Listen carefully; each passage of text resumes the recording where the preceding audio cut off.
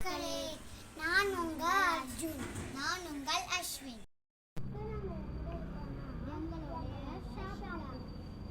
இப்போ நம்ம இந்த ஷாப் எங்கே இருக்குன்னா திருப்பூர் ஆத்தோபாளையம் பட்டத்திருசம்மன் கோவில் ஸ்ட்ரெயிட் ஆப்போசிட்.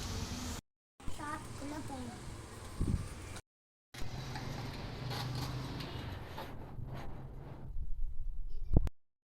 எங்களுடைய ஷாப்